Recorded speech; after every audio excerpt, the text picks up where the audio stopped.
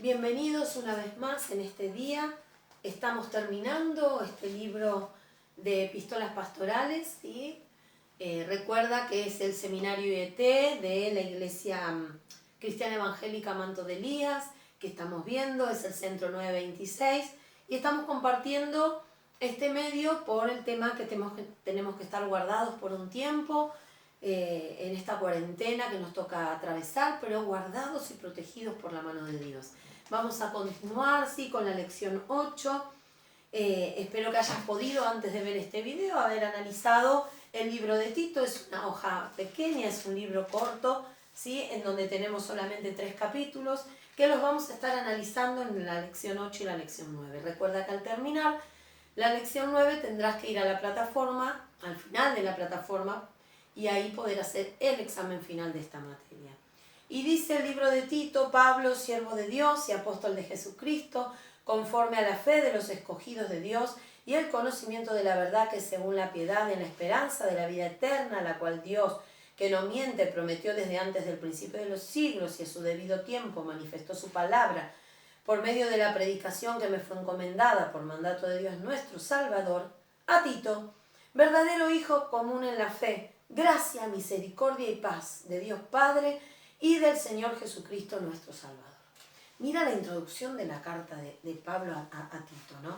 Qué bueno es que de entrada, antes de escribir o aliento o exhortación, yo no sé si te pasa, pero cuando la lees, gracia y paz de Dios, Él imparte paz y bendición a la persona que comienza a leer esa carta, que en este caso era este joven Tito, un verdadero hijo de Dios, un hermano, podemos analizar de la palabra, un compañero, un colaborador con buen espíritu, ¿sí? Recuerda que lo vimos al principio de esta materia, que Tito había sido puesto en Creta para reformar y corregir un montón de falencias de las iglesias de aquel lugar, y que tenía que buscar gente idónea para cada una de las iglesias. Por eso vuelve Pablo a Tito a darle las mismas instrucciones y refrescarle lo mismo que le había dicho a Timoteo, ¿sí? Cómo tenían que ser las personas que él eligiera para estar al frente de cada una de las iglesias. Y vuelve a hablarle de buscar hombres irreprensibles, maridos de una sola mujer, con hijos creyentes y obedientes, quiere decir que sea un buen líder en su casa, humildad, no dominado por la ira, no dado al vino, no pendenciero, hospedador, no codicioso de ganancias deshonestas, amante de lo bueno, sobrio, justo, dueño de sí mismo, es decir, que tenga dominio propio. Y tú dices, ay, bueno, Dios en Tito era un buen líder, tenía sabiduría, al toque iba a seleccionarlo. Entendamos que estabas en la isla de Creta y que ya analizamos que los cretenses estaban bastante conflictivos y bastante complicados y había un desorden total. Entonces no iba a ser fácil, tenía que tener una muy buena conexión con el Espíritu Santo para direccionarse y elegir personas idóneas como Dios le mandaba a través del apóstol Pablo. Entonces, una vez que le da esta directiva y le recuerda qué tipo de líderes Dios quería para sus iglesias, sigue el tema 2 analizando del 10 hasta el 16 y dice, porque hay aún muchos contumaces, habladores de vanidades y engañadores, mayormente los de la circuncisión, los cuales es preciso tapar la boca, ¿sí? Que trastornan casas enteras, enseñando por ganancia deshonesta lo que no conviene. Y ahí empieza a hablar y a dar más detalles. Tenemos que entender que Pablo le dice a Tito, mirá que lo que predicás, lo que tenés que buscar es gente que predique, pero que vaya acompañado de su conducta, de su vida. Los cretenses no lo eran, ¿sí? Eran contumaces, rebeldes, insujetos, hablaban vanidades, mucha palabrería hueca que no se veía en sus vidas, engañaban con fábulas, con doctrinas. ¿Qué son fábulas? Ay, sí, son cuentitos de animales con una moraleja. No. Cuando la Biblia habla de fábulas que hacían perder la fe a muchos, ¿sí? Los hacían trastabillar, ahí fábula, la palabra fábula significa doctrinas falsas. Una de las doctrinas falsas, una de las cosas que utilizaban erróneamente para confundir era, por ejemplo, la de la circuncisión, que muchos predicaban diciendo que cuando aceptaban a Cristo como Señor y Salvador, el paso automático era circuncidarse en la carne. Y Jesús no lo había mandado de esa manera. Jesús había dicho que circuncidado el corazón estábamos circuncidados todos. Entonces, era una exigencia que algunos cristianos erróneos con falsas doctrinas, con fábulas, hacían sentir pecadores a aquellos que, siendo gentiles y no habiendo sido circuncidados por no pertenecer a la familia del pueblo judío, se sentían que al final habían aceptado a Cristo, pero a la vez no eran cristianos. Y eso estaba mal, porque traía carga y hacían, ¿sí?, perder la fe de muchos. Entonces, estas doctrinas falsas, le dice Pablo a Tito, ojo, porque están perturbando casas enteras, están confundiendo familias completas. Enseñaban por ganancia deshonesta, y esto eran los maestros. Había líderes y maestras de la época que lo hacían por conveniencia, que lo hacían bajo doctrinas erróneas. Todo esto tenía que corregir Tito. No era tarea fácil, porque era un joven que Dios había puesto en una isla con un montón de iglesias que estaban con malformaciones dentro del mismo pueblo. Pero bueno, en general los cretenses eran mentirosos, glotones, ociosos, con una fe enferma. Se veía todo esto en su conducta, ¿sí? Por eso, como yo te decía, tenemos que remarcar que a la iglesia y al pueblo vendrán más almas por mi testimonio que por mi predicación. Yo tengo que entender que está bueno conocer la palabra, que está bueno saber versículos para vivirlos. Pero si yo predico de la palabra, pero mi vida no predica con mi testimonio de la palabra, voy a confundir a la gente y perder casas enteras y familias enteras.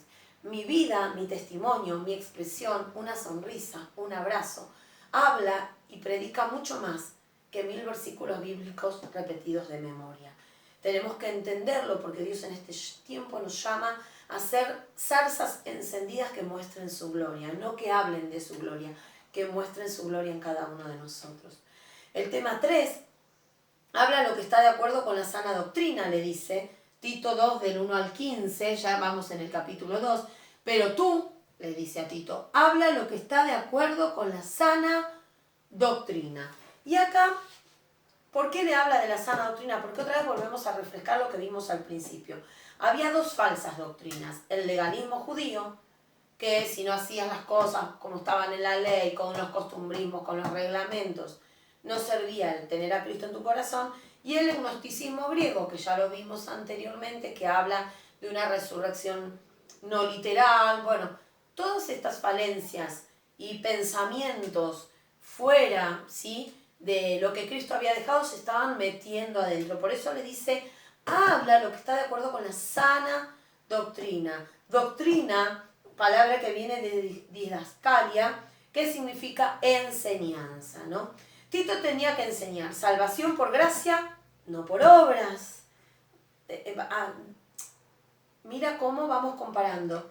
En cambio, el legalismo judío hablaba de el lavamiento de manos, la circuncisión, el hacer buenas obras. No, salvación por gracia. Obvio que van las obras y la gracia juntas, ¿sí? Tampoco, ay, yo creo en Cristo y no hago nada, no. Pero entender que no es por lo que hago que soy salvo, sino que la salvación es por gracia y por amor de Cristo a mi vida. Adoración a Dios y no a los ángeles, una teología práctica, vivir lo que digo, ¿sí?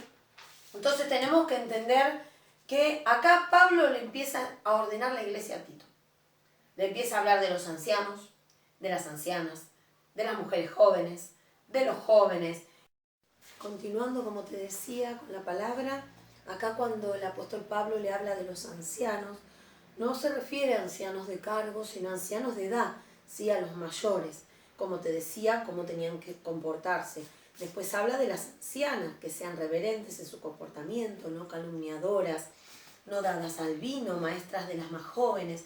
Es importante entender que lo que Pablo le dice a Timoteo es guiar a las hermanas mayores para que todo lo que aprendieron, para que todo lo que vivieron puedan ser guía de las más jovencitas, madrazas como se decía antiguamente, ¿no? Esas mamás espirituales que guían a las más jóvenes. De esa misma manera hoy también necesitamos que tanto los hombres como las mujeres de nuestra tercera edad, los mayores con esperanza, como le decimos en nuestra congregación, puedan ser aquellos que ayuden a los más jóvenes a encaminarse y a no descarrilarse, con el testimonio, con la palabra de vida y con sus propias experiencias por la edad, ¿sí? Es todo importante lo que uno vive, puesto en Cristo, es un especial tesoro. Después Pablo le guía con respecto a las jovencitas, a las mujeres jóvenes casadas que amen a sus maridos, a sus hijos, que sean prudentes, que sean castas, que cuiden su casa, que sean buenas y sujetas. Qué importante es guiar a las jóvenes en sus primeros pasos en el matrimonio para poder llevar adelante un hogar, ser aquellos que les guiemos, poner líderes que puedan guiar a esas jóvenes a llevar adelante su casa, cómo criar a sus hijos, cómo tener un matrimonio feliz y parado y cimentado en la roca. Después el tema 4 sigue analizando esto mismo que el apóstol Pablo le dice a Tito, ¿no? Los jóvenes, Tito debía ser ejemplo para los jóvenes, ¿sí? Que los jóvenes sean prudentes. ¿Y cómo ser un ejemplo como maestro? Teniendo una motivación sana. Si yo realmente en mi corazón es ver al otro crecer, ver al otro ser hasta mejor que lo que pude ser yo, ahí hay una motivación sana. Ojo con las palabras, puedo edificar o puedo destruir. Yo tengo que dar consejos entendiendo que la palabra con amor edifica. Amén.